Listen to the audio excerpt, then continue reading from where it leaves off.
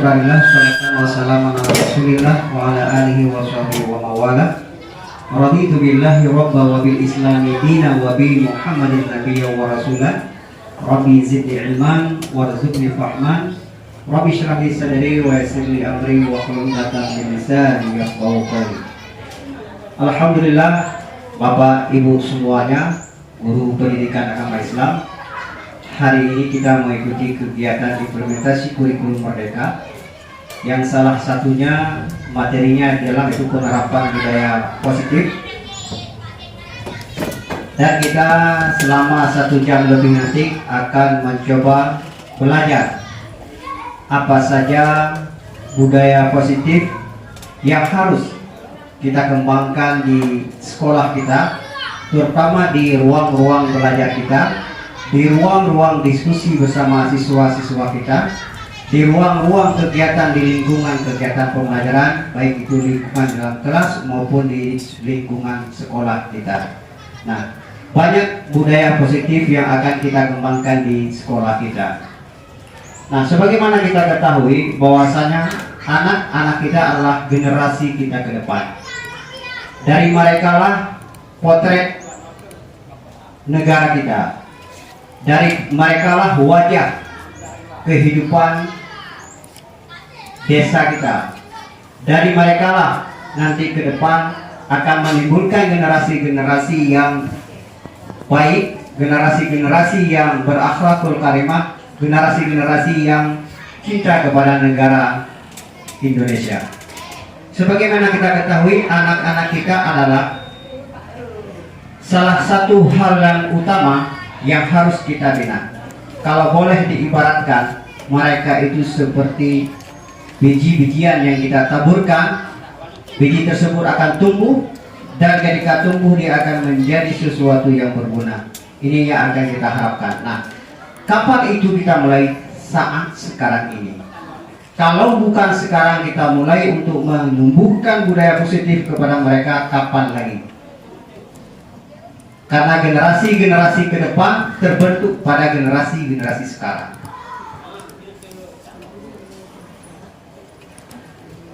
Nah, tujuan utama daripada penerapan budaya positif yaitu menumbuhkan budaya positif dengan menerapkan nilai-nilai kebajikan di dalam diri untuk menumbuhkan motivasi intrinsik warga sekolah dalam berperilaku. Apa itu motivasi intrinsik? Yaitu motivasi yang tumbuh dari dalam diri peserta didik. Dorongan-dorongan yang tumbuh dari diri peserta didik, bukan dorongan yang tumbuh dari kita. Contoh, dengan dia belajar, salah satu motivasi intrinsik yang tumbuh pada diri mereka, saya ke sekolah untuk belajar, tumbuh dari jiwanya, bukan disuruh oleh orang tuanya. Ya, besok kalian pergi ke sekolah. Itu ada dorongan dari luar. Ketika dorongan dari luar itu namanya ekstrinsik. Tapi ketika dari dalam, berarti satu keinginan yang muncul dari jiwa dan pemikiran mereka untuk melaksanakan sesuatu, itu namanya dengan motivasi intrinsik. Seperti ibu bapak sekarang hari ini. Pertanyaan, kenapa ibu bapak ikut kegiatan pelatihan implementasi kurikulum Merdeka? Apa yang menjadi motivasi? Ketika berbicara tuntutan, berarti itu yang namanya dorongan dari luar.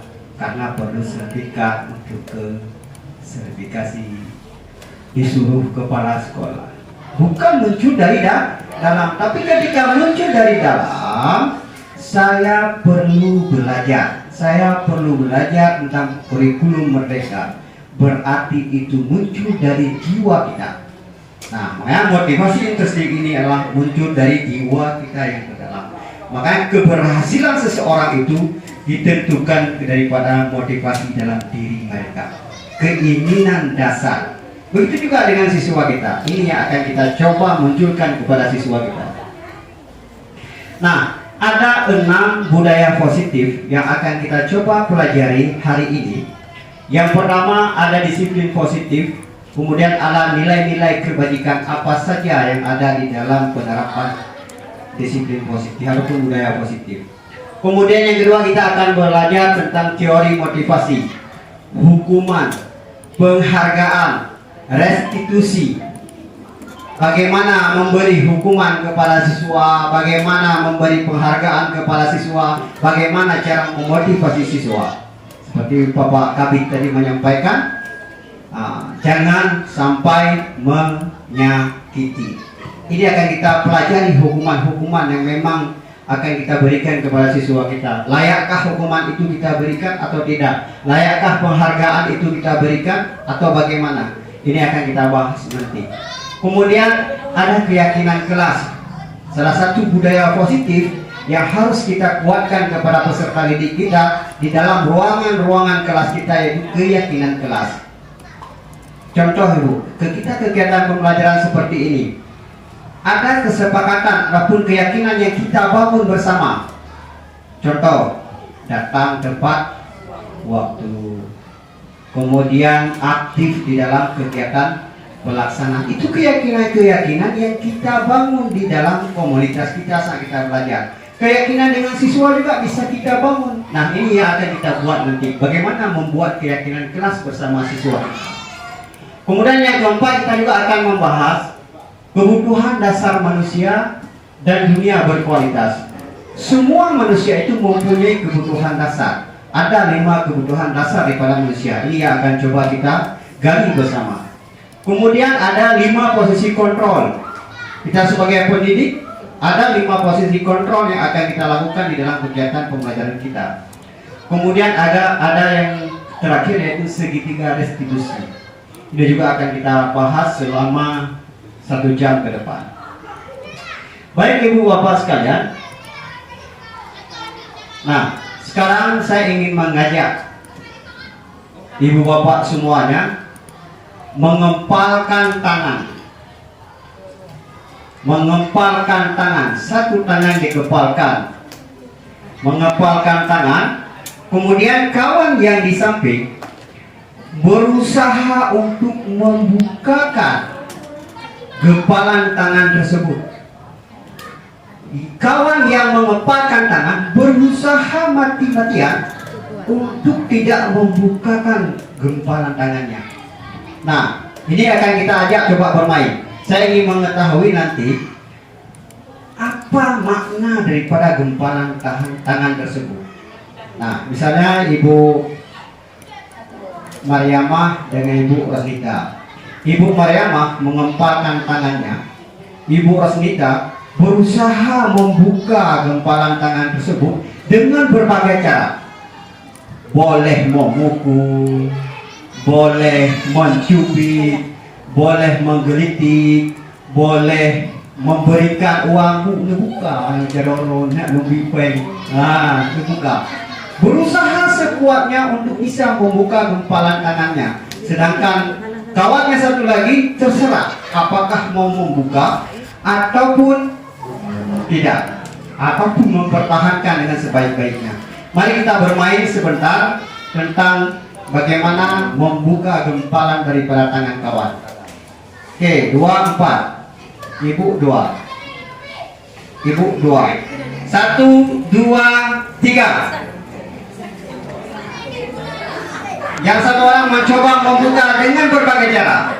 Yang satu yang mengepal terserah apakah mau membuka atau tidak.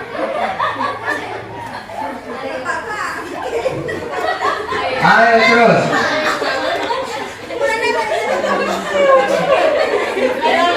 Nah, cukup. Baik. Saya ingin salah satu daripada Bapak Ibu untuk menyampaikan kenapa tidak mau membuka gempalan tangannya. Berbagai cara diusahakan oleh kawannya, tapi tidak mau membukakan tangannya. Siapa? Mungkin Om terlalu kuat dari Bu Ros.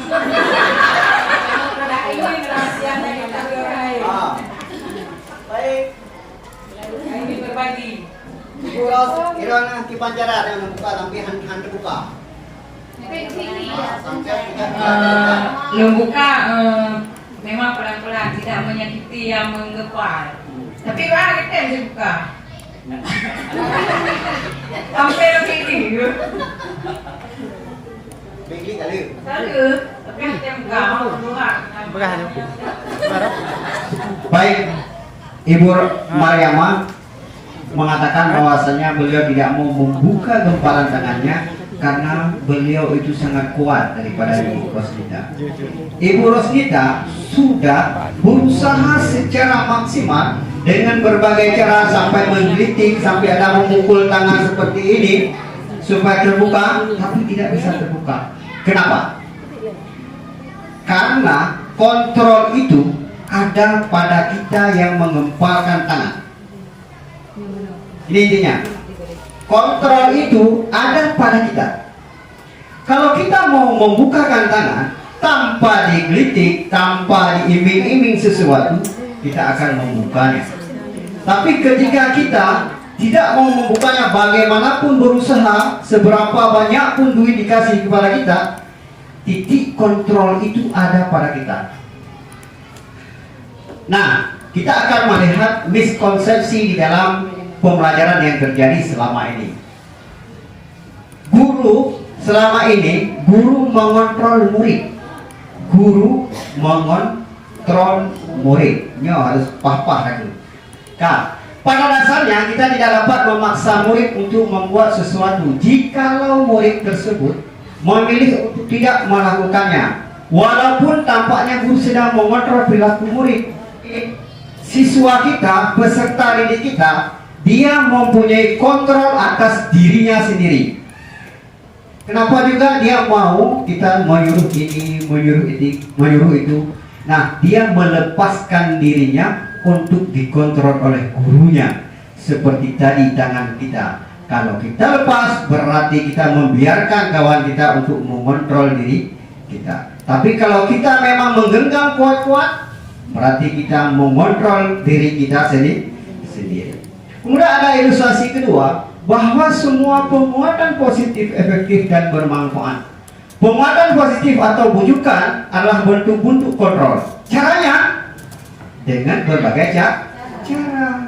Boleh bujuk rayu, boleh dengan membuat kegiatan pembelajaran yang menyenangkan bagi dia. Itu trik kita. Itu terserah cara yang akan kita lakukan.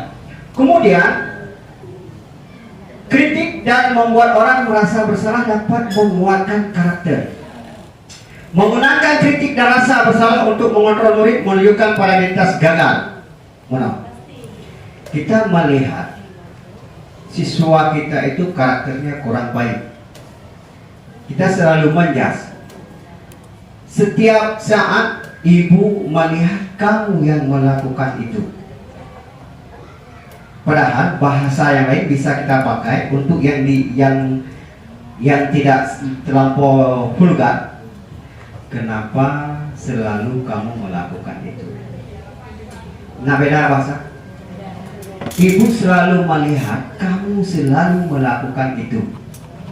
Kita balik bahasa yang kita gunakan. Kenapa kamu melakukan itu? Ada masalah apa? Lebih elegan mana pernyataan yang pertama dengan yang kedua?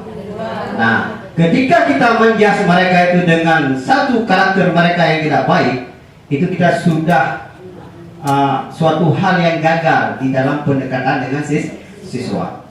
Setiap saat ibu melihat kamu yang mengganggu kawan kamu, padahal bisa kita balik bahasanya.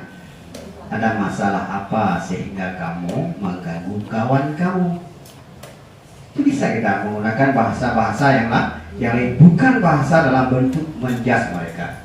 Kemudian bahwa orang dewasa memiliki hak untuk memaksa, yang salah. Ini letak kesalahannya. Kita beranggapan bahwasanya kita sebagai orang dewasa bisa memaksa anak-anak itu untuk mengikuti apa yang kita arahkan. Ini yang salah di dalam kegiatan. Apa yang harus kita lakukan? Untuk membuat murid-murid berbuat hal-hal tertentu, apapun yang dilakukan dapat diterima selama ada sebuah kemajuan berdasarkan sebuah pengukuran kinerja. Pada saat itu pula orang dewasa akan menyadari bahwa perilaku memaksa tidak akan efektif untuk menjangka waktu panjang dan sebuah hubungan permusuhan akan terbentuk. Kira-kira ketika kita memaksa keinginan kita kepada siswa, apa yang dipikirkan, apa yang terjadi pada diri siswa kita? Ada yang marah, Bu? Ada yang memberontak? Memberontak siswa kita bermacam cara, Bu. Ada yang siswa kita yang memberontaknya secara terang-terangan. Saya tidak mau melakukannya. Sabi-sabi tanya. Setiap hari kita yang disuruh. Nah, ada siswa kita yang memberontaknya dengan diam. Nah, dia kalau bahasa Aceh kau. Nah, dia diam, duduk di sudut, dia tidak mau open apapun. Ada yang seperti itu. Ketika kita melakukan pemaksaan, kehendak kita pemaksaan di dalam proses pembelajaran, maka itu tidak akan pernah berhasil. Kalaupun didengar hanya pada saat tersebut, selepasnya tidak. Itu seperti kita juga, Bu. Kalau dimarah sama orang, dipaksakan oleh orang yang lain, pasti kita akan kesal. Nah, kesal. Betul juga dengan siswa kita. Makanya pendekatan seperti ini itu jangan pernah kita lakukan. Orang beranggapan bahwasanya orang dewasa itu bisa memaksa anak-anak, kemudian kritik membuat orang merasa bersalah. Dengan kita mengkritik orang, dengan mengkritik anak-anak seolah-olah anak itu akan bersalah, itu jangan. Itu tidak boleh. Kemudian pemodelan positif, efektif dan bermanfaat. Kemudian guru mengontrol murid. Pengontrolan murid seperti tadi yang telah kita katakan. Nah, kita melihat, Bu, stimulus, respon. Realita kebutuhan kita sama. Kita beranggapan bahwasanya kebutuhan kita sama. Padahal kebutuhan kita pasti berbeda. Kita beranggapan bahwasanya semua siswa itu sama. Padahal pada realitanya kebutuhan daripada siswa itu berbeda-beda. Ini yang harus kita lihat di dalam konteks kita. Nah, kemudian semua orang melihat hal yang sama. Padahal setiap orang itu memiliki gambaran berbeda. Jadi jangan beranggapan kita bahwasanya semua orang itu mempunyai keinginan yang sama. Tidak, Bu. Kita mempunyai visi kita mempunyai gambaran kita yang berbeda-beda. Ini yang harus. Begitu juga dengan siswa kita. Antara siswa satu dengan siswa yang lain itu mempunyai gambaran, mempunyai visi, mempunyai kehendak yang berbeda-beda. Disinilah fungsi kita untuk dapat mengakomodir itu semua. Nah, seperti di dalam ruangan ini, kita hari ini mengikuti kegiatan kita pada hari ini. Tetapi dalam konsep kita hari ini, di dalam pikiran kita pasti ada yang berbeda keinginan dalam mengikuti kegiatan ini. Nah, ini. Kemudian kita mencoba mengubah orang agar berpandangan sama dengan kita. Kita ingin menyamakan persepsi di dalam ruangan kita. Ingin menyamakan setiap konsep yang kita bangun diterima oleh orang lain. Kita ingin mengajarkan anak-anak semua dengan konsep kita bisa diakomodir oleh anak yang lain. Padahal bukan seperti itu. Yang benar bagaimana? Kita berusaha memahami pandangan orang lain tentang dunia. Kita berusaha memahami setiap perbedaan yang ada di dalam ruangan ini maupun yang ada di dalam kelas kita. Kenapa harus berusaha memahami perbedaan? Karena kita tidak sama. Dengan memahami perbedaan, kita dapat berkolaborasi dengan semua orang. Begitu juga dengan anak-anak kita. Ini yang harus kita lihat ke depan. Kemudian perilaku buruk dilihat sebagai suatu kesalahan. Pernah ibu bapak ketika seseorang anak melakukan kegiatan yang kurang menyenangkan, perbuatan yang buruk, maka kita akan melihat mereka perbuatan itu salah. Sehingga kita berkata kepada siswa kita, apa yang kamu lakukan itu salah. Kita katakan. Nah, padahal sebenarnya bagaimana? Semua perilaku memiliki tujuan. Setiap perilaku yang salah menurut kita, dia ada tujuan. Misalnya, Bu, dia melempar ayam. Menurut kita, Bu, salah. Kita tanya sama dia, kenapa kamu melempar ayam? Kalau tidak saya melempar ayam, maka anak bebek itu akan mati di patok ayam. Kalau saya datang dekat ayam tersebut, pasti saya yang akan dipatok oleh anak. Tujuan anak tersebut bagus kan? Bagus. Tapi pandangan kita salah. Nah, jadi semua perilaku itu mempunyai tujuan. Tugas kita apa? Menggali tujuan itu. Makanya di dalam bahasa Arab kita namakan dengan tabayun, klarifikasi, lihat masalah, lihat tujuan apa dia melakukan itu. Jangan langsung kita mengatakan itu salah. Makanya setiap perilaku buruk itu dilihat sebagai suatu kesalahan yang bagi kita. Tetapi setiap perilaku itu mempunyai tujuan itu yang benar. Makanya klarifikasi.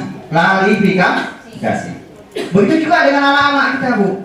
Ketika kita mendengar dia memukul kawan, pung di bawah kawan. Padahal betul, pung di bawah kawan. Ikli karena anaknya nangis dia. Nah, pernah lagi dia itu salah. Kenapa kamu pukul dia dengan kuat segala macam itu? Nah, tanpa kita melihat alur permasalahan. Nah, kemudian selanjutnya saya bisa mengontrol orang lain. Ya waham kita loh. Kita bisa beranggapan kita bisa mengontrol orang lain. Padahal Anda tidak bisa mengontrol orang lain. Contoh, Ibu Rosnita tadi, dia mencoba membuka tangan Ibu Maryamah dengan berbagai caranya, dengan berbagai rayuannya, dengan berbagai triknya, dengan berbagai kritiknya, dengan berbagai pukulannya. Tetapi Ibu Maryamah tetap masih berkekeh bahwasanya beliau tidak akan membuka tangan beliau. Berarti kontrol itu di mana? Pada diri kita sendiri, bukan pada orang lain. Makanya kalau memang ada orang mengatakan saya disuruh oleh orang itu, kita tidak punya kontrol. Berarti kita kontrol oleh orang lain. Padahal yang benar, kontrol itu ada pada diri kita, bukan pada orang lain. Nah, makanya kita jangan mau dikontrol orang lain. Nah, kemudian pemaksaan ada pada saat bujukan gagal. Ketika kita tidak berhasil di dalam membujuk siswa kita untuk berperilaku baik, tidak mengganggu kawannya, pasti pemaksaan itu akan terjadi. Kalau kamu mengulang kembali, Bapak lapor ke polisi. Kalau kamu mengulang kembali, Bapak suruh berdiri di tiang bendera dari pagi sampai siang. Itu sudah masuk pemaksaan. Yang benar bagaimana? Kolaborasi dan konsensus menciptakan pilihan-pilihan baru. Ini yang benar. Misalnya, dia suka mencuri, mengambil punya kawan. Kita bujuk dia, bujuk. Nah, setelah kita bujuk, kita gali kenapa, di mana masalah sehingga dia mencuri. Terjadi konsensus baru, kolaborasi. Dengan siapa kita lakukan kolaborasi? Dengan wali kelas, dengan orang tua. Kita tanya kepada orang tua berapa jajan dia sehari. Kita coba gali informasi semua. Nah, sehingga kita tahu di mana titik temunya. Nah, menciptakan pilihan-pilihan baru sehingga solusi kepada anak ini dapat tercapai. Ini yang perlu. Jangan langsung kita memaksakan. Kalau kamu masih mencuri, maka Bapak akan melaporkan ke polisi. Jadi dari pemahaman ini kita bisa sedikit demi sedikit merubah perilaku itu. Ini yang harus kita lakukan. Model berpikir menang kalah, model berpikir menang-menang. Kita selalu beranggapan bahwasanya setiap kekalahan itu sesuatu aib. Kekalahan itu suatu hal yang memalukan. Padahal kekalahan itu adalah sesuatu yang menjadi satu tonggak untuk kemenangan. Kemenangan di mana? Walau dia kalah saat berkompetisi, padahal dia bukan kalah. Kemenangan dia sudah ada. Di mana letak kemenangannya? Dan pertama dia tidak bisa sebelum dia mengikuti kompetensi sampai dia bisa. Kemenangan dia itu dari situ. Saat sudah bisa. Bukan kemenangan di penghujung kegiatan acara. Itu adalah pesta itu tergantung daripada proses-proses penilaian. Tetapi pada kemenangan hari setiap apa yang dia belajar dan sudah bisa dalam hal belajar sekecil apapun, maka mereka itulah pemenang. Kecil ini. Nah, setelah berusaha. Jadi jangan konsep kita ketika dia turun di kegiatan perlombaan, kalau dia kalah kita malu. Jangan seperti itu. Padahal dia sudah menangnya di awal sebelum kegiatan pemulaan itu dilakukan. Kenapa? Dari tidak bisa dia sudah bisa. Nah, inilah konsep pemikiran yang harus kita bangun, Ibu. Perlahan-lahan. Nah, jadi kita akan melihat sedikit tentang apa itu makna disiplin. Disiplin. Nah, Ibu Bapak pernah mendengar kata-kata disiplin? Apa itu disiplin dengan konteks kita? Patuh, taat aturan, apa lagi? Tepat waktu, apa lagi? Ayo, disiplin apa? Nah, disiplin dimaknai menjadi sesuatu yang dilakukan seorang pada orang lain untuk mendapatkan kepatuhan. Kita cenderung menghubungkan kata disiplin dengan ketidaknyamanan. Sedangkan menurut Bapak Ki Hajar Dewantara menyatakan bahwasanya di mana ada kemerdekaan, disitulah harus ada disiplin yang kuat.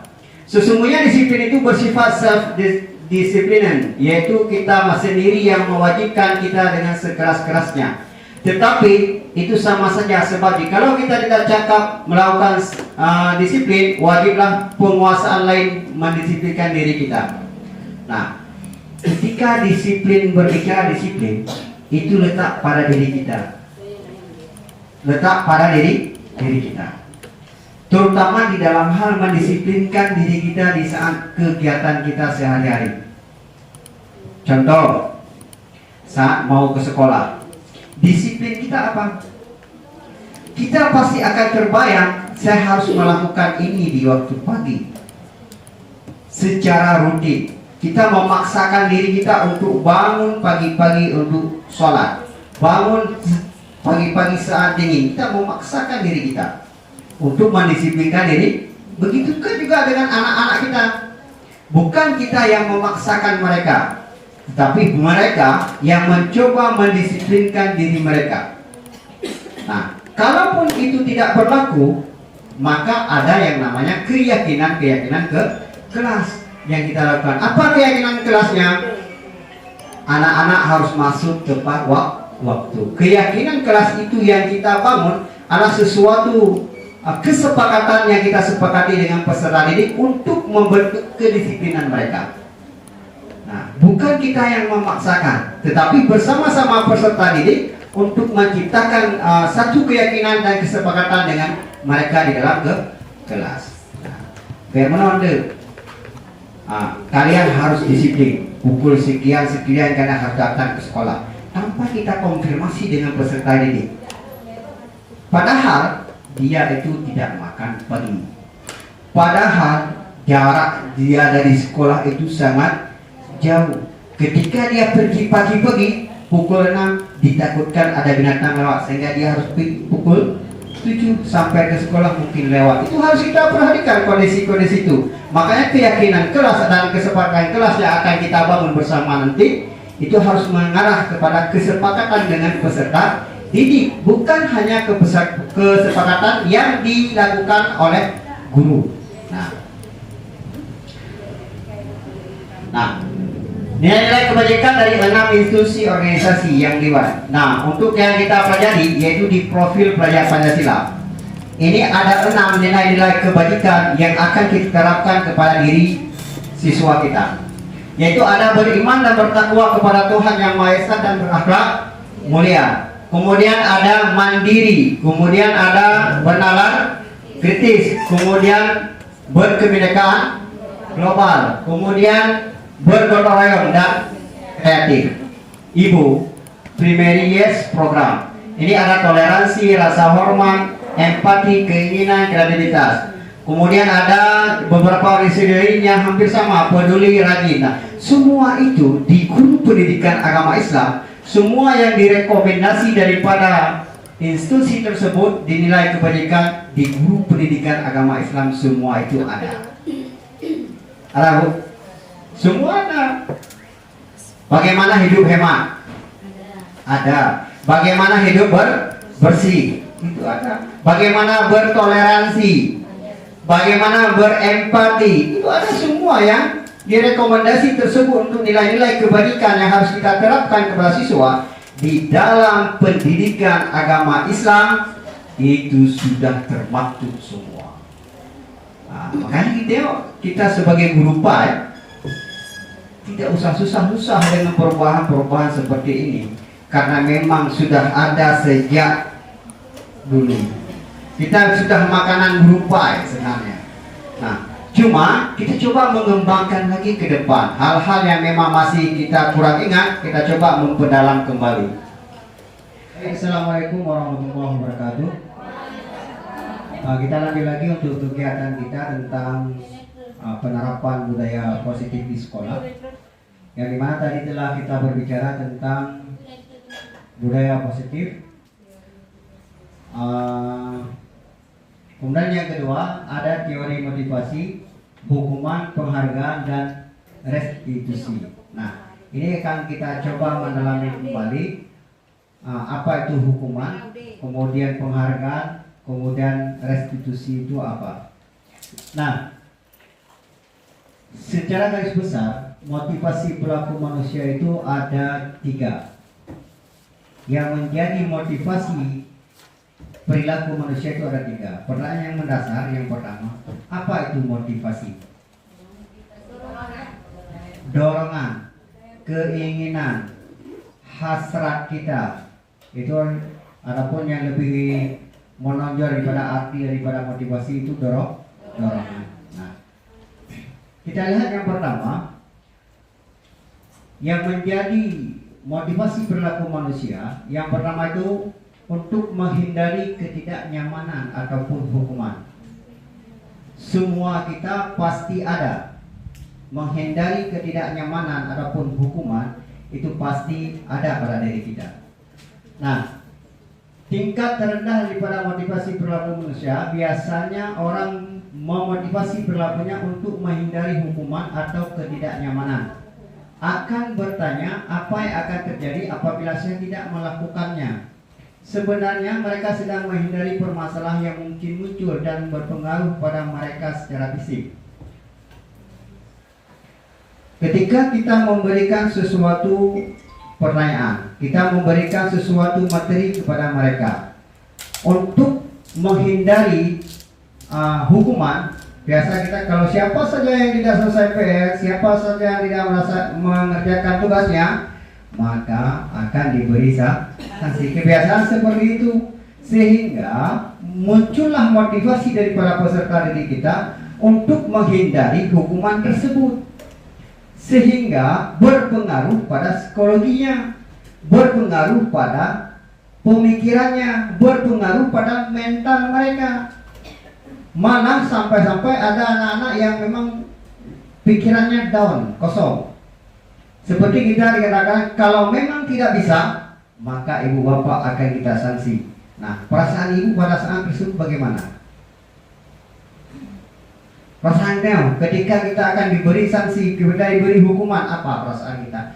Pasti dalam pikiran kita kosong, merawang, apa yang akan kita lakukan, bagaimana ini, bagaimana itu, pasti terjadi.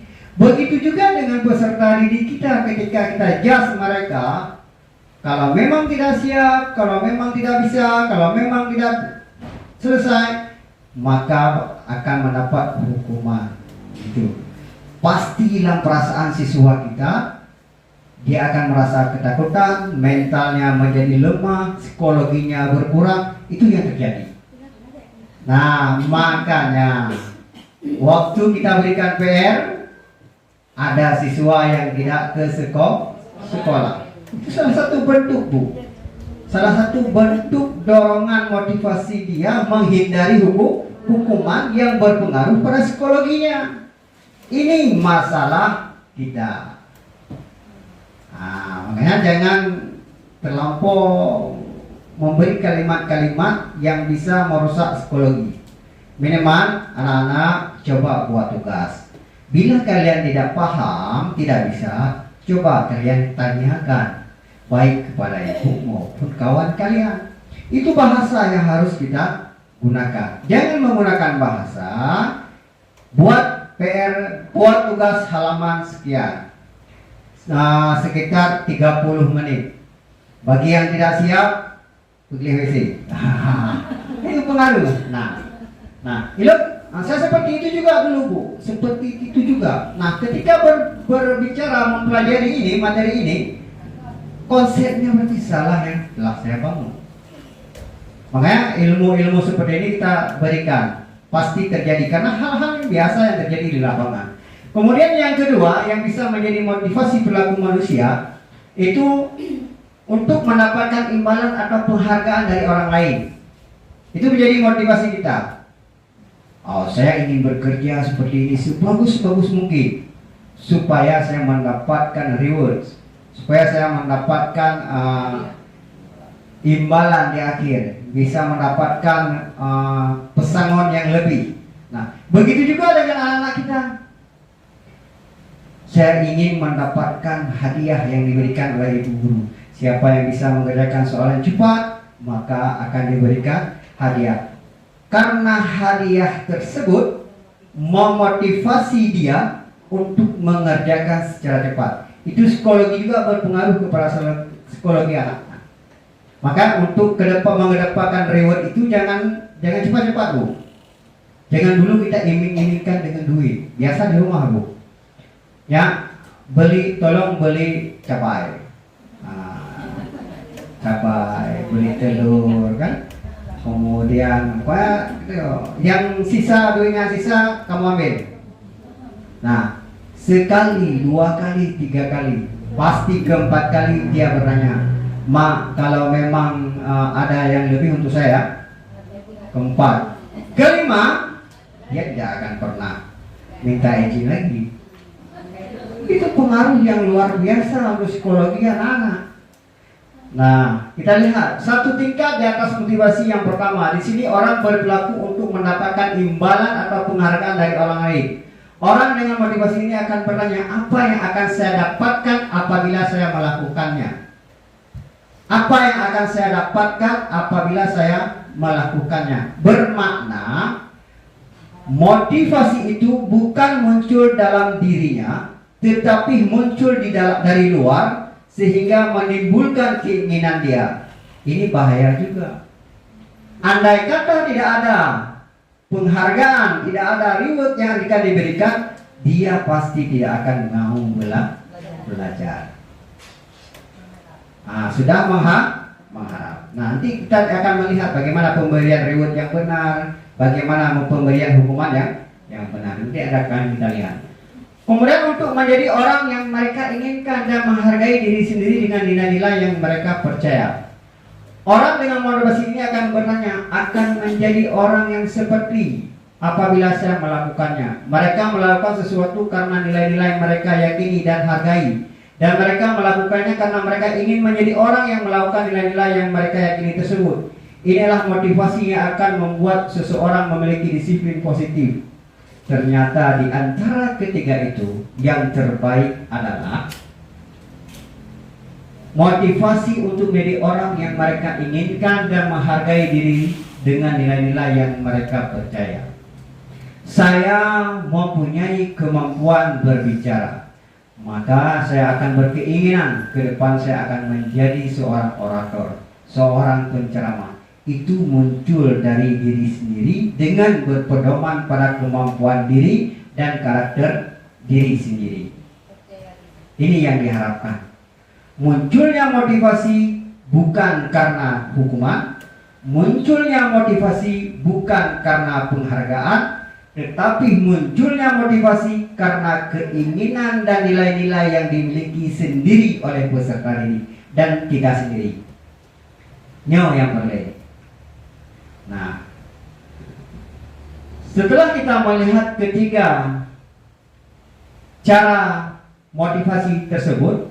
Nah, coba kita pikirkan. Pernahkah Anda berada dalam sebuah situasi di mana Anda sengaja melakukan sesuatu yang menyakitkan bagi Anda, bahkan bertabrakan dengan penghargaan dari orang lain? Mengapa Anda tetap melakukannya? Nah, pernah melakukan sesuatu yang memang secara keinginan Anda tidak mau melakukannya. Nah, inilah yang harus kita lihat. Berarti sesuatu yang kita kerjakan bukan karena diri kita, bukan karena timbul dari diri kita, tapi dari dorongan dari luar, maka pekerjaan yang akan kita lakukan itu tidak akan maksimal. Boleh jadi ia selesai pada saat tersebut, tapi pekerjaan itu tidak maksimal. Nah, ini ada satu contoh, Ibu. Hukuman penghargaan. Hukuman penghargaan. Iva kurang menguasai pelajaran matematik, sehingga pada saat pelajaran tersebut berlangsung dia lebih banyak terdiam diri atau menggambar di buku pelajaran dengan kata kunci berdiam diri atau menggambar di buku pelajarannya. Pada saat guru matematikanya Pak Seno menanyakan pertanyaan, Iva menjadi gugup dan tak sengaja menjatuhkan tasnya dari kursi, serta tiba-tiba menjadi gagap pada saat berupaya menjawab. Seluruh kelas pun tertawa melihat perilaku Iva yang berbicara tergagap-gagap dan terkejut tersebut.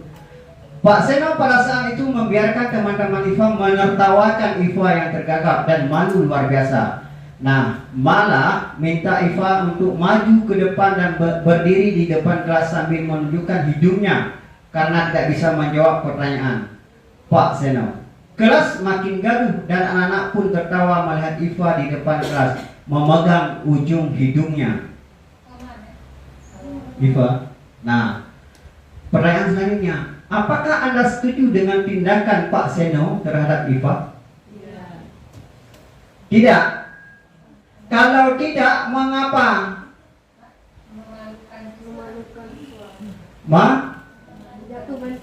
Memalukan siswa. Menurut Anda tindakan Pak Seno terhadap Iva adalah sebuah hukuman atau konsekuensi? Sebuah hukuman atau konsekuensi? Nah, ini dalam bentuk hukuman. Pertanyaan, bisa tidak seperti itu? Seringkah kita melakukan seperti itu? Nah, di sini Bu ada beberapa hukuman yang sangat fatal.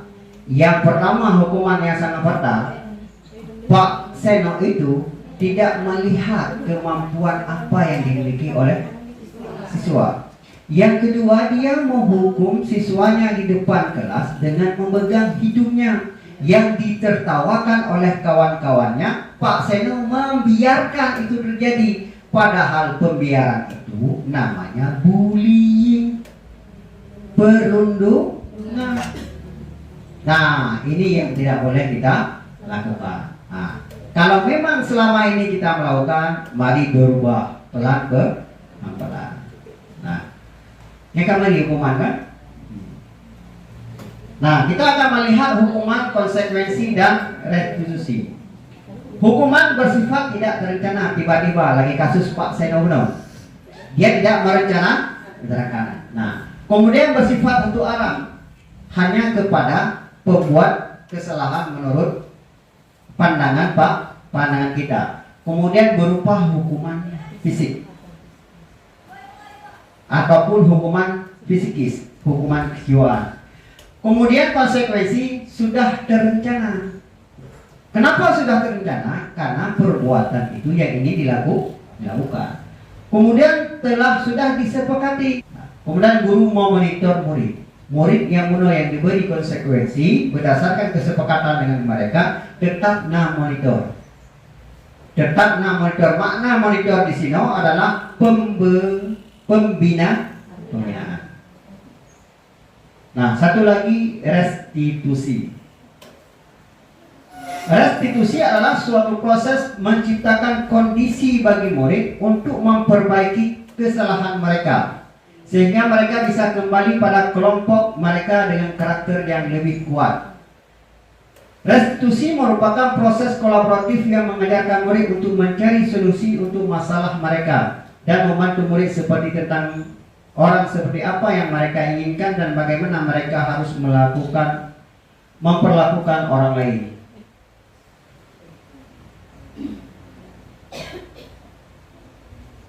Nah, yang salah satu contoh dihukum oleh penghargaan. Coba kita lihat apakah kita pernah melakukannya atau tidak. Saat kita berulang kali menjanjikan hadiah kepada anak-anak agar berperilaku tanggung jawab, atau kepada seorang murid agar mempelajari sesuatu yang baru, atau kepada seorang karyawan agar melakukan pekerjaan yang berkualitas, kita sedang berasumsi mereka tidak dapat melakukannya atau mereka tidak akan memilih untuk melakukannya.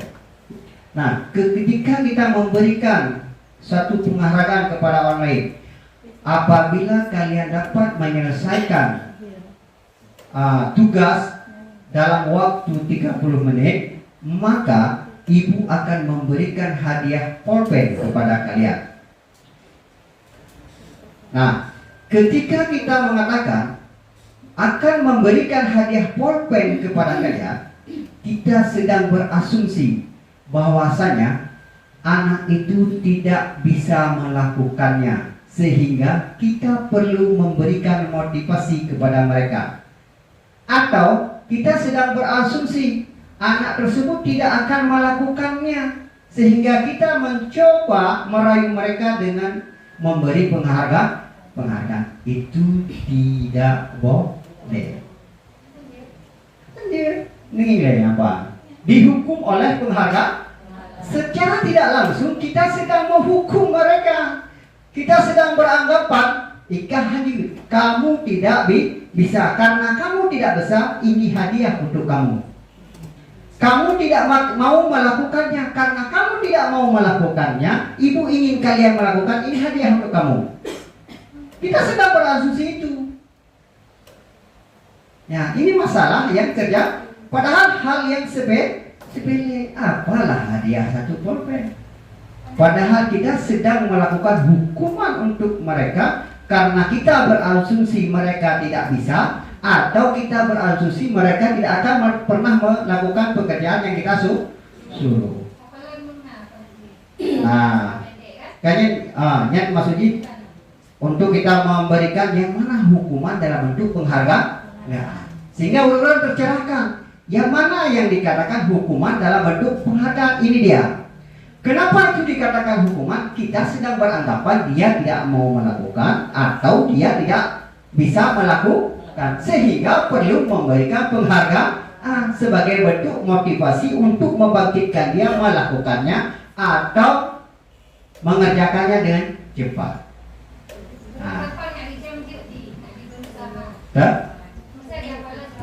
Ya, itulah yang dari pembahasan dari awal tadi, Ibu. Ada yang namanya motivasi intrinsik dalam jiwa siswa, motivasi yang berdasarkan dari dorongan diri sendiri. Kalau kita memberi motivasi dalam bentuk penghargaan, itu adalah motivasi dari luar. Keinginan kita, siswa kita itu muncul motivasinya dari dalam dirinya sendiri. Inilah yang kurang daripada peserta didik kita. Nah, kawan, bahkan hanggebi hukuman dihukum oleh penghargaan. Kamu mana di?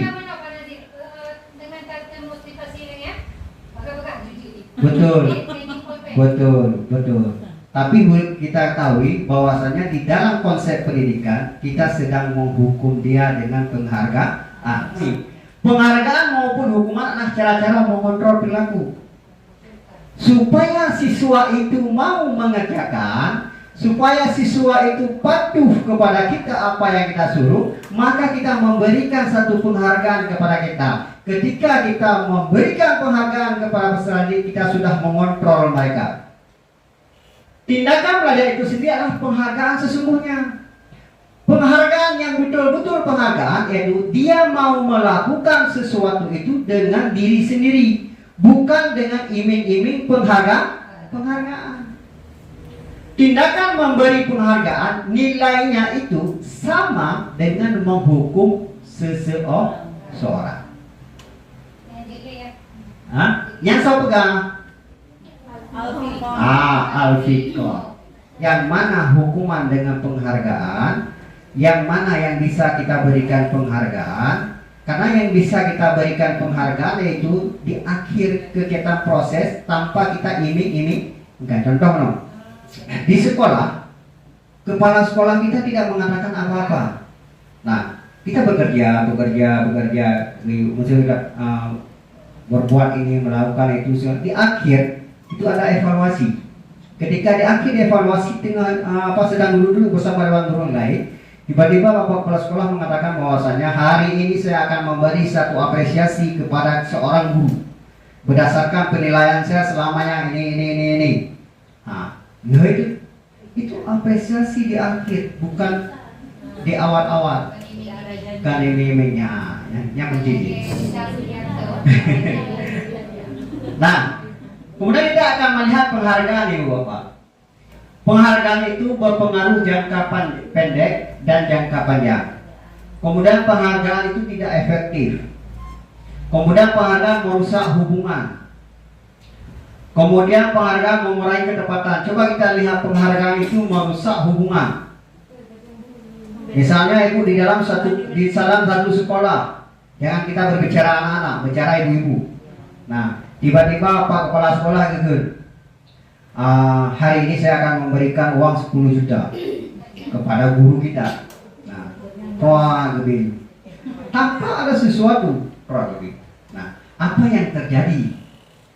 Gunjang ganjing, kecemburuan sosial, mujuong muka, ya kan? Tanda. Itu prosesnya bu, itu proses. Nah, kemudian penghargaan menurunkan kualitas.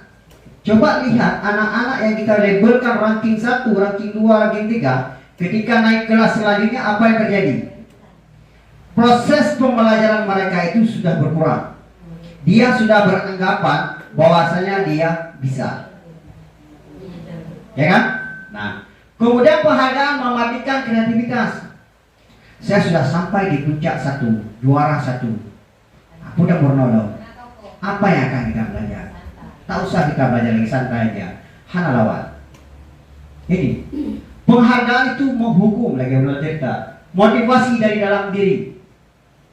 Gara-gara iming-iming suatu penghargaan timbul motivasi. Nah, ini yang memang beberapa hal yang harus kita hindari.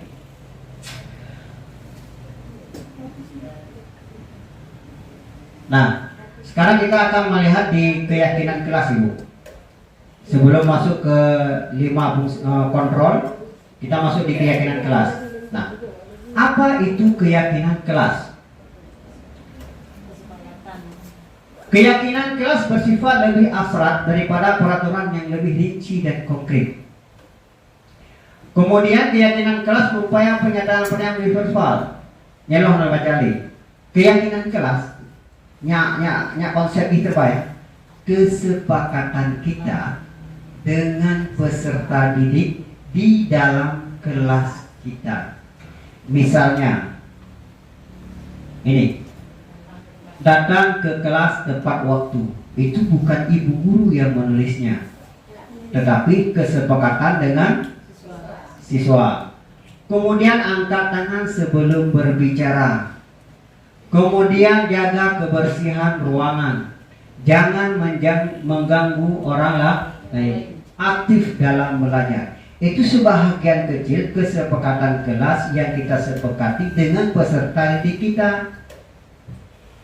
Bila ini terlanggar, berarti ada yang namanya konsekuensi. Konsekuensi itu dibangun dengan peserta didiknya. Apabila ini tidak dikerjakan secara maksimal, kira-kira apa yang akan kita lakukan? Saya maklumi, oh Bapak, kita kalau memang kita akan membaca 10 menit, 5 menit. Nah, ketika membaca 10 menit, 50 menit, 10 menit, apa tugas kita sebagai seorang guru? Membimbing mereka. bukan menghukum mereka. Ambil buku, duduk di tiang bendera, bacakan. Itu hukuman. Tapi bagaimana? Ambil buku, coba baca, ibu guru duduk di samping, bimbing, kontrol mereka. Ketika mereka sedang melakukan konsekuensi yang sama-sama kita yang kita sepakati. Ini Bu, kesepakatan kelas itu sangat penting. Ataupun keyakinan kelas itu sangat penting. Kalau ada peserta didik kita yang sudah melanggar, kita tinggal berbicara. Ya, coba lihat apa yang telah kita sepakati bersama. Nah, kita bisa mengulang kembali ke sana. Apakah keyakinan tersebut bisa kita ubah? Nah, oh jangan Bu. Nah, jadi kesepakatan itu kita ulang-ulang. Setiap hari kita ulang dengan siswa. Misalnya kegiatan seperti ini, kita ada kesepakatan. Kesepakatan apa? Peserta aktif, peserta bertanya, peserta saling berkolaborasi. Itu misalnya pulang tepat waktu, datang terlambat sedikit tidak apa-apa. Nah, tidak. Nah, itu ada kesepakatan-kesepakatan yang kita mulai. Makanya kesepakatan kelas ataupun keyakinan kelas ini harus kita buat. Kesepakatan kelas tersebut ditempelkan. Nah, kata-kata di dalam kesepakatan kelas itu usahakan adalah kata-kata yang positif, bukan kata-kata yang negatif. Contoh, jangan berlari di kelas. Kalimat positif, berjalanlah di kelas atau koridor. Sobat bahasa ini. Nah, jangan menggunakan kata-kata negatif, tapi usahakan menggunakan kata-kata yang positif. Nah, ini salah satu contoh keyakinan kelas. Kami meyakini bahwa sangat penting untuk menghormati semua orang dan barang-barang milik orang lain. Kemudian kami meyakini bahwa sangat penting untuk mengerjakan segala pekerjaan atau mengikuti kegiatan yang telah ditugaskan. Jadi keyakinan kelas itu konsepnya dibuat dengan bahasa-bahasa yang positif, sehingga orang yang membaca itu tergerak untuk melakukannya. Kita akan melihat 5 kebutuhan dasar daripada manusia. Yang pertama, kebutuhan bertahan hidup. Kebutuhan bertahan hidup adalah kebutuhan yang bersifat psikologi untuk bertahan hidup. Misalnya kesehatan, rumah, makanan, kebutuhan itu sebagai bagian dari proses reproduksi, termasuk kebutuhan dan tetap bertahan hidup. Bertahan hidup adalah kebutuhan dasar kita. Sehingga untuk bertahan hidup kita akan melakukan sesuatu, akan melakukan apa saja, sehingga kebutuhan dasar kita dalam bertahan hidup akan bisa terlaksana dengan baik. Contoh Bu, kebutuhan dasar kita Bu, dalam bertahan hidup. Oke, makan. Apa lagi? Rumah, sandang, pangan, papahan. Nah, itu kebutuhan dasar kita. Kesehatan kita juga itu merupakan kebutuhan dasar. Pendidikan itu juga sebagai kebutuhan dasar. Nah, kemudian yang kedua, kasih sayang dan rasa diterima. Kebutuhan dasar lagi kita adalah selain daripada kebutuhan bertahan hidup, kita ingin dikasih, kita ingin diterima di dalam masyarakat. Kita ingin hidup berdampingan di dalam masyarakat dengan baik. Itu keinginan dasar kita. Begitu juga anak-anak kita Bu. Kebutuhan dasar mereka itu ingin disayangi oleh gurunya, oleh shareholder, oleh kita sebagai pendidik. Ini anak kita. Bukan untuk dimarah-marah. Nah, ini kebutuhan dasar daripada baik kita sebagai orang yang dewasa maupun anak-anak. Kemudian penguasaan kebutuhan pengakuan atas kemampuannya. Kita ingin diakui atas segala sesuatu yang kita kerjakan. Begitu juga anak-anak ingin diakui atas apa yang dia kerjakan. Jadi mengajari mereka, menuntun mereka, membimbing mereka, setiap kesalahan yang mereka lakukan kita perbaiki secara perlahan-lahan sehingga mereka bisa. Jadi anak-anak tersebut mau diakui kemampuannya. Contoh Ibu, Kita pernah menyuruh siswa kita menggambar, ya kan? Menggambar, gambar sebagus-bagusnya. Nah, hasil gambar mereka walaupun jelek pada diri mereka, itulah kemampuannya. Menurut pandangan kita itu jelek, tidak bagus, tetapi menurut kemampuan mereka itu sudah sangat bagus. Itu yang harus kita hargai.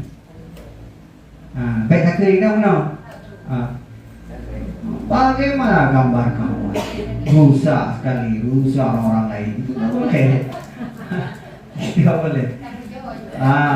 Bimbing mereka, karena itu memang kemampuannya. Kemudian yang keempat, kebebasan, kemudahan akan pilihan. Kita mempunyai pilihan. Pilihan kita tidak boleh didikte oleh orang yang lain. Itu pilihan kita. Itulah yang namanya freedom, kebebasan. Anak kita juga seperti itu. Dia mempunyai hak untuk memilih berdasarkan kemampuannya, berdasarkan minatnya. Maka kita jangan mau didikte oleh orang lain.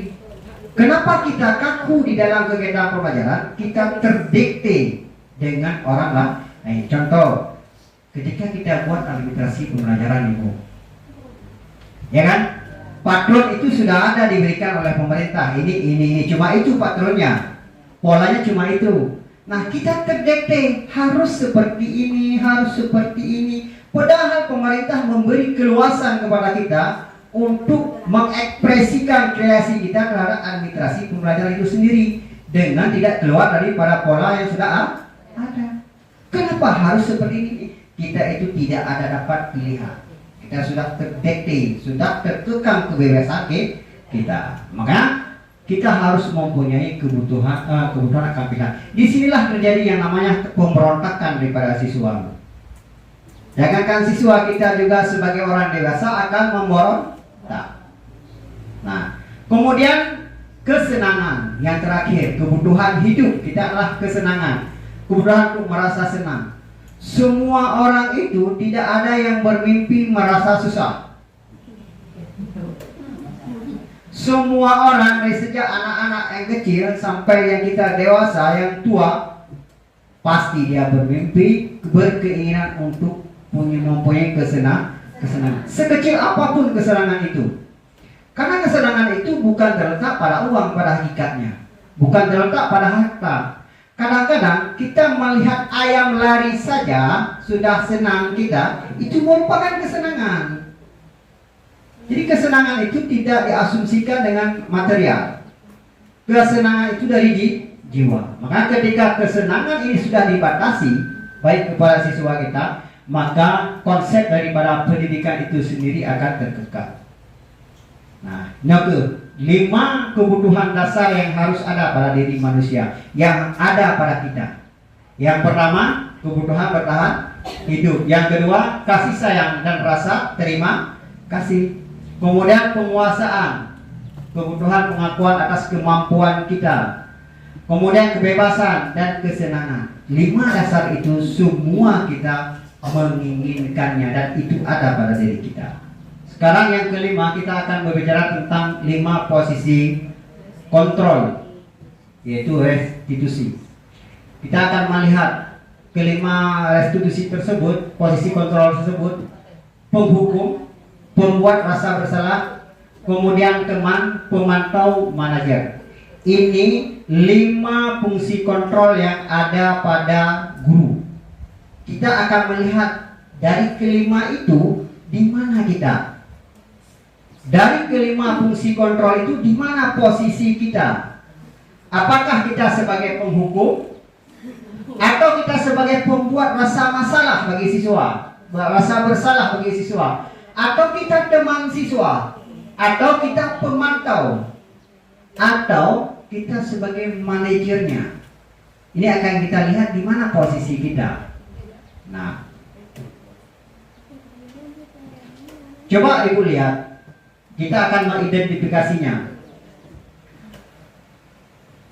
Guru berbuat menghardik, menunjuk-nunjuk, menyakiti, menyindir. Itu di penghukum. Ada kita marah kepada siswa. menghardik kepada siswa, menunjuk kepada siswa, kamu itu seperti itu, ayah kamu seperti itu, dari nenekmu seperti itu. Ada bu? Ada nggak ada? Kalau nggak ada, alhamdulillah. Nah, guru berkata, kalau kamu tidak melakukannya, saya akan. Akan itu apa bu? Akan menghukum kamu, akan memukul kamu, akan mencubit kamu, akan. Nah, ketika ada kata-kata kalau kamu tidak melakukannya saya akan, itu posisi guru itu berada sebagai seorang penghukum, bukan hakim, penghukum. Nah, hasilnya memberontak, penendang, menyalahkan orang lain. Ini hasil bu. Kalau guru di posisi penghukum suka menghardik, menunjuk-nunjuk, menyakiti, menyindir, kemudian berkata kalau kamu tidak melakukannya saya akan menghukum kamu, saya akan melaporkanmu kepada orang tuamu, saya akan melaporkanmu kepada Pak Kepala Sekolah, dengan nada mengancam, dengan nada yang tinggi, maka hasilnya peserta didik itu akan menjadi anak yang pendendam, anak yang pemberontak, anak yang menyalahkan orang lain di masa yang akan datang. Itu efeknya ketika dia besar. Itu. Nah, maka pendidik kita seperti itu. Kalau kita di posisi penghukum, makanya adakah di antara kita seperti itu? Ibulah yang menjawabnya di dalam hati. Kemudian kita lihat di rasa bersalah, pembuat orang merasa bersalah. Guru berbuat, berceramah, menunjukkan kekecewaan yang mendalam. Saya kecewa pada kalian hari ini. Apa yang ibu ajarkan kalian tidak bisa. Kan? Kemudian guru berkata, kamu sudah mengecewakan bapak ibu, kamu sudah mengecewakan orang tuamu, kamu ke sekolah bermain-main sehingga membuat orang tuamu kecewa. Kemudian hasilnya apa? Menyembunyikan, menyangkal, berbohong. Ketika kita mengatakan kamu tidak sekolah, kamu suka cabut, kamu tidak mau belajar di sekolah sehingga orang tuamu merasa dikecewakan, orang tuamu tidak kamu hargai, ataupun saya akan melaporkan kepada orang tuamu, maka anak itu ke depan akan menjadi yang pandai bersilat lidah. Saya tidak pernah memukul dia, saya selalu belajar. Kan ketika kita membuat rasa bersalah kepada siswa dengan kata-kata kita yang meyakini bahwa hatinya dia sedang bersalah, dia akan mencari pembenaran pada dirinya. Nah, nyaho konsep itu. Makanya posisi kita ada di mana? Apakah ada di penghukum atau ada di pemberi rasa masalah? Nyaho harus dipahami. Nyaho yang sering terjadi di lapangan ini dia. Nah, kemudian ada perilaku kontrol positif. Yang tadi yang dua adalah kontrol negatif. Nah, kemudian perilaku yang kontrol positif mana? Ada seorang guru itu sebagai kontrolnya sebagai teman terhadap peserta didik. Nah, dalam bentuk apa kita lihat? Guru berbuat membuatkan alasan-alasan untuk murid-muridnya. Contoh, ada wali siswa ke sekolah. Marah-marah dia. Mana si Aldi? Kemarin dia memukul kawannya. Seorang guru yang berposisi sebagai kontrol, sebagai teman kepada peserta didiknya, dia tidak akan pernah menyalahkan anak didiknya, tetapi dia akan membela anak didiknya dengan kata-katanya. Contoh, dia akan mencari alasan. Kemarin nampaknya si Aldi itu tidak memukulnya dengan keras, tapi karena mereka sedang bercanda, ada tangan si Aldi yang kena telinganya. Itu ada. Kemudian hasilnya apa? Ketergantungan. Bagus atau tidak? Tidak. Cuma posisi guru itu sudah mengarah kepada hal yang positif. Tapi anak-anak itu akan ketergantungan kepada kita guru. Nah, kemudian yang keempat, sebagai pemantau. Fungsi kontrol guru itu sebagai pemantau. Guru berbuat menghitung dan mengukur. Guru berkata, Apa peraturannya? Apa konsekuensinya? Apa yang telah kamu lakukan? Apa yang terjadi sekarang? Nah, setiap kesalahan, setiap tindakan yang dilakukan oleh peserta didik, dia akan berkata, apa yang kamu lakukan sekarang? Apa konsekuensi bila kamu melanggar kesepakatan kelas kita? Yang berarti posisi guru itu berada pada kontrol sebagai pemantau.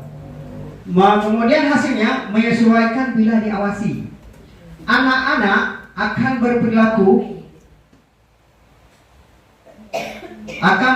baik bila kita awasi. Masih bagus? Bagus, ada peningkatan. Nah, tapi ketika kita tidak mengawasinya, dia akan berbuat seperti apa yang diinginkannya. Kemudian yang terakhir sebagai manajer, kontrol sebagai manajer. Guru berbuat mengajukan pertanyaan-pertanyaan. Guru berkata, apa yang kita yakini? Apa kamu meyakini hal tersebut? Kalau kamu meyakininya, kamu memperbaikinya. Kalau kamu memperbaikinya, jadi kira-kira hal tersebut akan mengembangkan apa tentang diri kamu. Nah, ini bentuk sebagai seorang manajer. Contohnya, anak berbuat kesalahan. Dia akan bertanya kepada anak tersebut, apa yang telah kamu lakukan? Saya telah melakukan ini, Bu. Ketika kamu telah melakukan ini, apa kira-kira yang timbulkan daripada perbuatan kamu? Nah, ketika kamu melakukan ini, apa yang ditimbulkan daripada perbuatan kamu? Kemudian bagaimana solusi untuk menyelesaikan masalah ini? Ketika pertanyaan-pertanyaan itu disajikan oleh seorang guru untuk membangkitkan daripada permasalahan yang ditimbulkan, kemudian dicari solusinya bersama-sama siswa, maka guru tersebut sudah berada pada posisi kontrol manager. Nah, hasilnya apa? Menguatkan watak karakter. Daripada kelima fungsi kontrol ini, yang lebih kuat yaitu di posisi manajer. Nah, yang terakhir, Ibu, yang terakhir yaitu tentang segitiga restitusi. Kita akan melihat salah satu contoh daripada segitiga restitusi ini. Sisi yang pertama, ini bukan ada 3 sisi. Bagian dasar daripada segitiga bertujuan untuk mengubah identitas anak dari orang yang gagal karena melakukan kesalahan menjadi orang yang sukses. Ingat, bagian dasar dari segitiga bertujuan untuk mengubah identitas anak dari orang yang gagal karena melakukan kesalahan yang terjadi yang sukses. Anak yang melanggar peraturan karena sedang mencari perhatian adalah anak yang sedang mengalami kegagalan. Kemudian dia mencoba untuk memenuhi kebutuhan dasarnya, namun ada benturan. Kalau kita mengkritik dia, maka kita akan tetap membuatnya dalam posisi gagal. Kalau kita ingin menjadi reflektif, maka kita harus meyakinkan si anak dengan cara kata-kata kalimat yang baik. Berbuat salah itu tidak apa-apa. Ini kalimat pakai. Berbuat salah itu tidak apa-apa. Kita sudah tahu itu salah, tapi kalimat yang kita gunakan, jangan apa yang kamu buat itu salah, bukan itu. Tapi kalimat yang kita gunakan, berbuat salah itu tidak apa-apa. Tidak ada manusia yang sempurna. Ini bahasa-bahasa kalimat yang kita gunakan.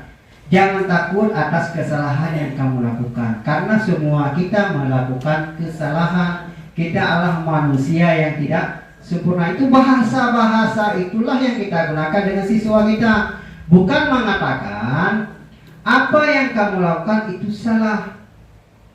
Itu tidak dibenarkan dalam agama. Itu tidak dibenarkan secara undang-undang.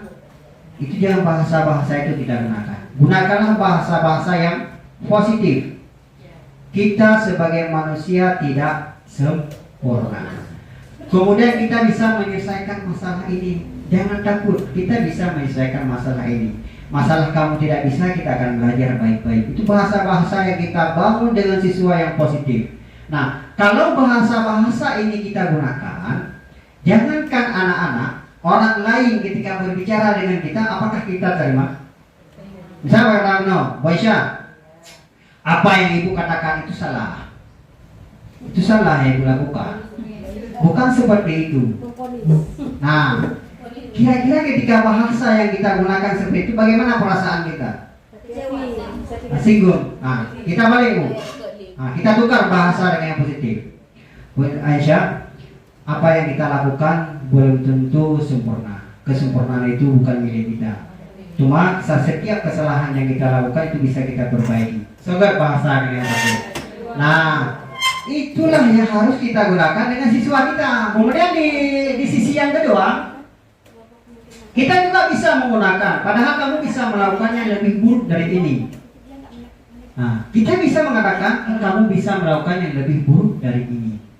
Maka sebelum kita mengatakan sesuatu jahat kepada mereka, kita harus mengatakan kita pasti mempunyai alasan-alasan tersendiri kenapa kita melakukan ini.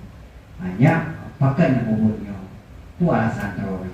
Itulah tujuan daripada kita menggali permasalahan yang ditimbulkan. Jangan permasalahan itu kita biarkan tanpa kita tahu akar masalahnya. Jadi dengan bahasa yang kita gunakan, kamu pasti mempunyai alasan mengapa melakukan ini. Kita sudah mencoba menggali apa permasalahannya. Nah, kemudian kamu patut bangga pada dirimu sendiri karena kamu telah melindungi sesuatu yang penting buat kamu. Inilah kira-kira dua sisi. Kemudian sisi yang ketiga, apa yang kita percaya sebagai kelas atau keluarga. Kemudian apa nilai umum yang kita sepakati. Apa bayangan yang kita tentang kelas yang ideal. Ini adalah kesepakatan yang kita lakukan. Bila ada anak-anak kita yang melakukan sesuatu di luar koridor, kita bisa kembali kepada keyakinan kelas kita, kesepakatan kita. Misalnya kita mengatakan apa nilai-nilai umum yang telah disepakati kita. Apa nilai-nilai yang bisa kita sepakati.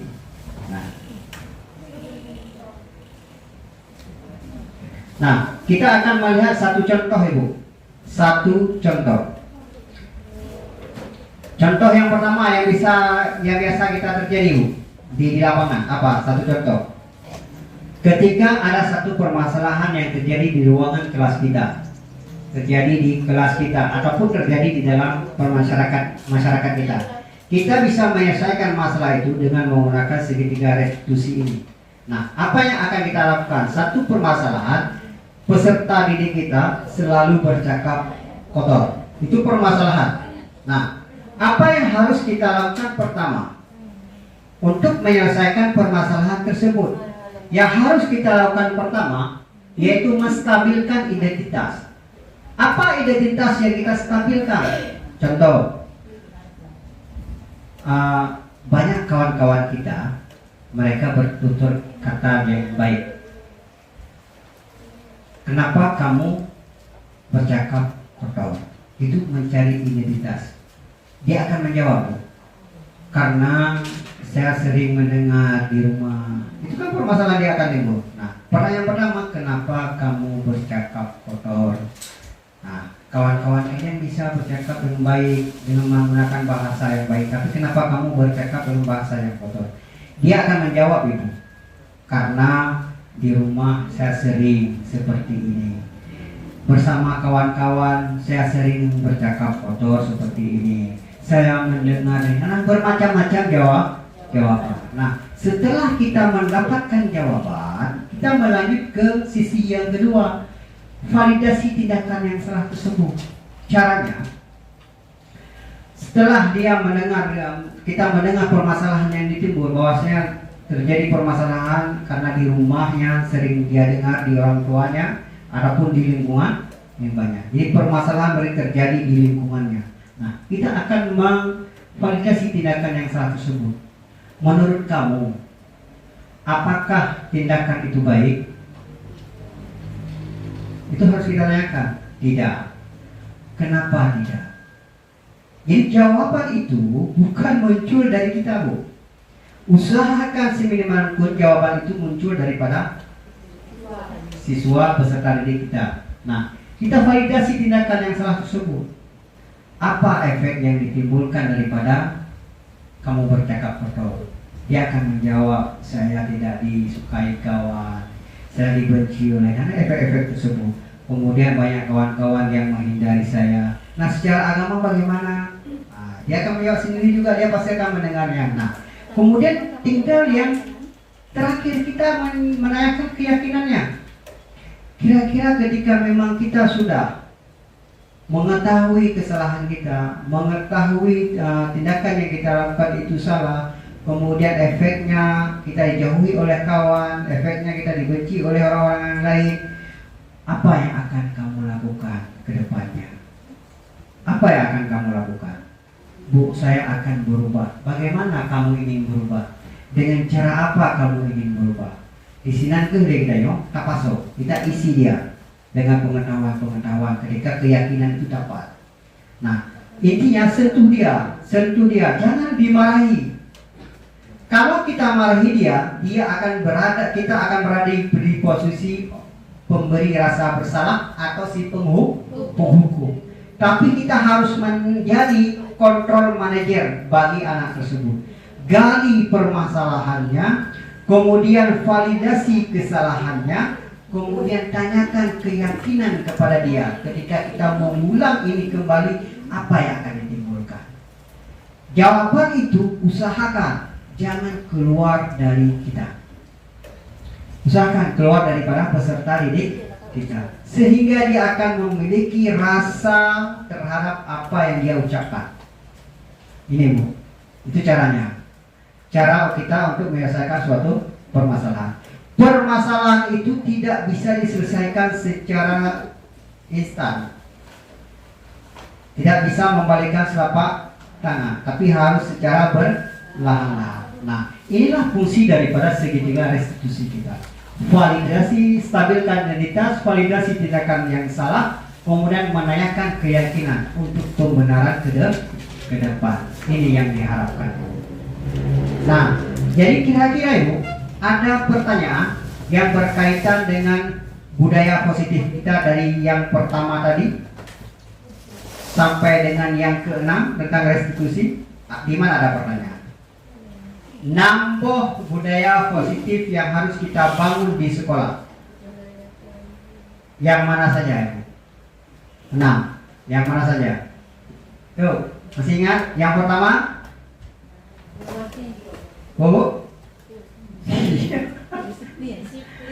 Disiplin positif.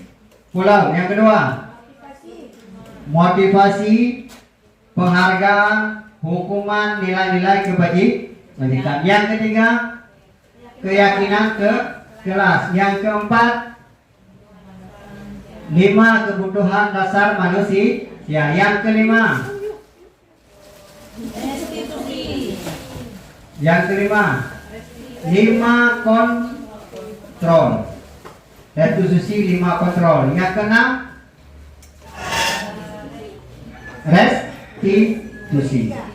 Jadi baik Ibu Bapak sekalian, kita sudah berada di penghujung untuk kegiatan diseminasi penerapan budaya positif di sekolah, dan alhamdulillah telah beberapa jam dari target kita 1,5 jam sudah sampai 2 jam lebih. Ini merupakan suatu pengembangan yang luar biasa yang akan kita lakukan. Terima kasih banyak atas kehadirannya. Insya Allah kita besok akan melanjutkan dengan kegiatan materi yang selanjutnya. Jadi untuk hari ini terima kasih banyak atas kehadirannya dan atensinya, perhatiannya, kemudian serta kolaborasinya. Semoga apa yang saya sampaikan tentang penerapan budaya positif ini mohon diterapkan di sekolah, dikembangkan di sekolah secara perlahan-lahan. Kita memang tidak bisa merubah sesuatu itu sekaligus, memang tidak. Tapi kita akan berjalan ke arah yang lebih baik dengan step by step, selangkah demi selangkah. Tapi ini harus diingat bahwasanya proses penerapan daripada budaya sendiri ini harus continue. Harus selalu kita lakukan, harus selalu kita biasakan. Karena bila kita tidak membiasakannya itu akan berjalan di tempat ke depannya. Jadi demikianlah untuk pertemuan kita pada hari ini. Jazakumullahu khairan katsiran. Assalamualaikum warahmatullahi wabarakatuh.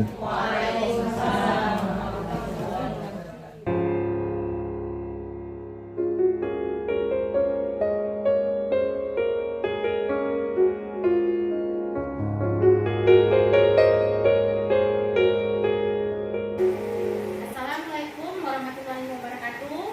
Waalaikumsalam warahmatullahi wabarakatuh. Sekarang kita akan belajar.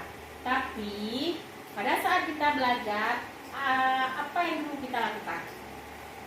Tetapi sebelum membuat keyakinan kelas, ibu mau tanya dulu. Ada nggak peraturan sekolah kita? Ada. Siapa yang mau? Siapa yang mau ke depan? Apa itu peraturan sekolah kita? Terus siapa yang mau? Datang tepat waktu. Ya, datang tepat waktu. Nah, siapa lagi? Ayo.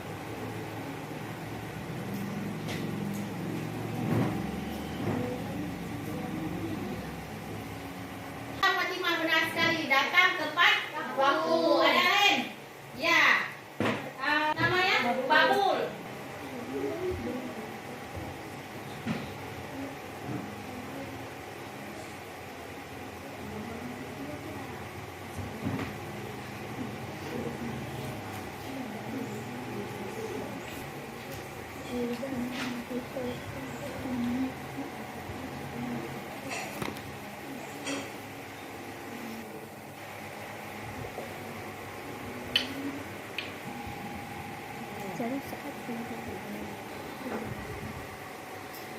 Ini sudah ada 9 peraturan sekolah kita. Satu lagi tinggal itu mau. Siapa kira-kira di antara kalian yang mau? Ya, coba Abi ke depan. Kira-kira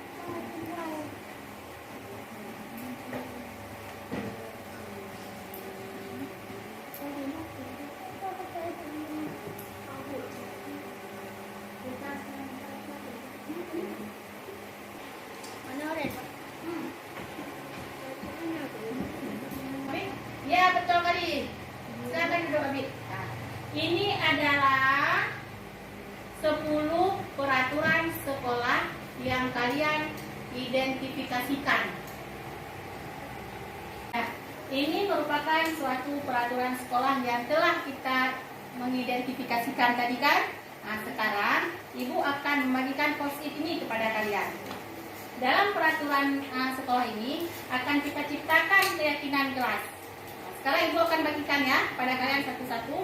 Kalian akan menuliskan keyakinan kelas ini menurut peraturan sekolah ini. Satu-satu ya. Misalnya datang tepat waktu, keyakinan kelas kita apa? Nah, semua dapat. Skip ini. Tulis yang kalian identifikasikan 10 peraturan tadi. Bisa datang tepat waktu. Apa itu? Keyakinan kelas kita menginformasikan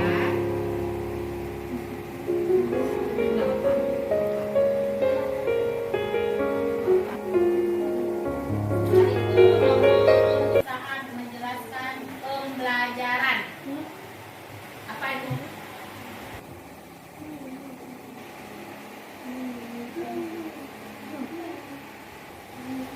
Sudah selesai kalian tulis? Nah, sekarang satu-satu ke depan tempel di sini. Nah,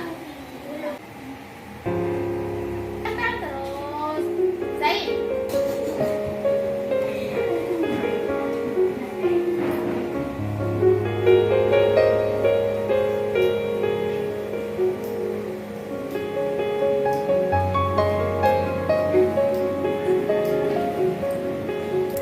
Kita telah menuliskan keyakinan kelas kita tadi yang telah kita sepakati bersama tadi kan?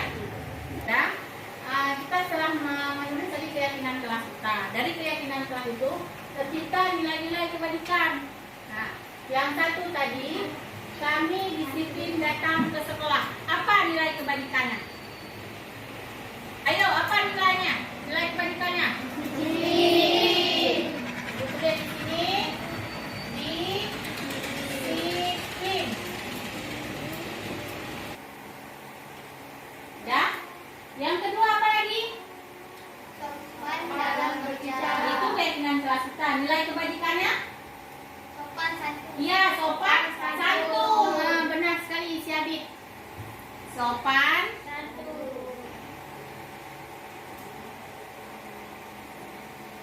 dan setelah itu yang ketiga, apa lagi? Keyakinan kelas ada yang menulis menghargai dan keyakinan menghargai sesama. Apa nilai kebajikannya? Menghargai. Apa lain?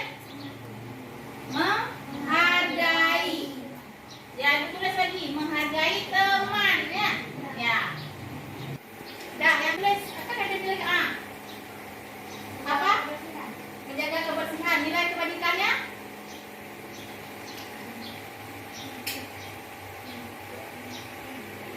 Ya, Fatimah. Ya. Indah, ya. Keindahan. Coba Fatimah tulis.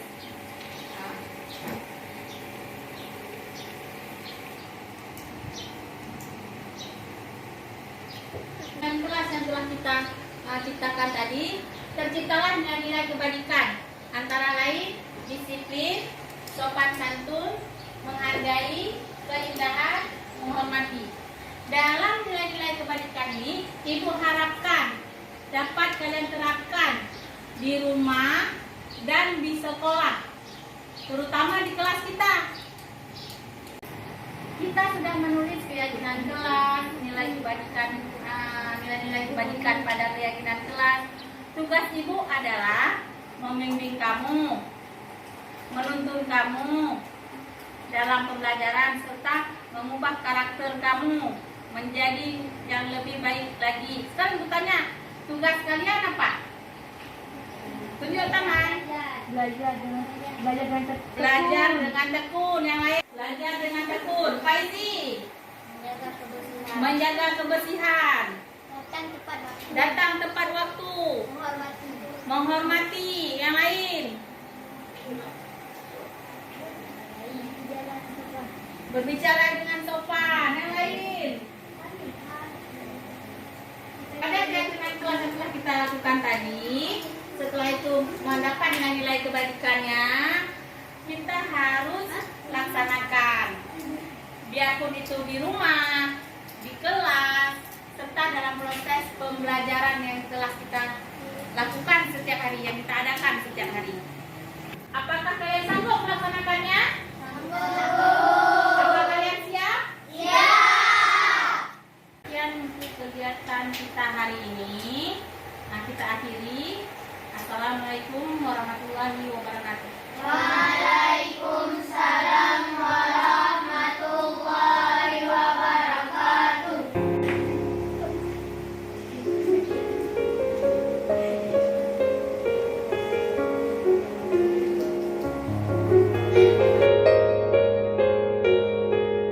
Assalamualaikum warahmatullahi wabarakatuh. Perkenalkan, nama saya Fatimah, kelas 5. Alhamdulillah, dengan adanya keyakinan kelas yang telah kami sepakat bersama, sangat membantu kami dalam mengingatkan tugas-tugas kami selaku peserta didik dan dapat membantu kami dalam membentuk perilaku ke arah yang lebih baik. Assalamualaikum warahmatullahi wabarakatuh. Assalamualaikum warahmatullahi wabarakatuh. Perkenalkan, nama saya Kira Sita. Saya merupakan wali kelas dari kelas 5. Saya mengucapkan beribu terima kasih kepada Bapak Kepala Sekolah saya, yaitu M. Nazir, SPDI MPD, di mana telah membimbing saya untuk membuat keyakinan kelas. Alhamdulillah, dengan adanya keyakinan kelas yang telah kami sepakati bersama dengan peserta didik, telah membantu saya dalam menciptakan suasana kelas yang nyaman dan menyenangkan, serta dapat membentuk karakter dalam peserta didik yang berperilaku yang baik. Terima kasih. Assalamualaikum warahmatullahi wabarakatuh.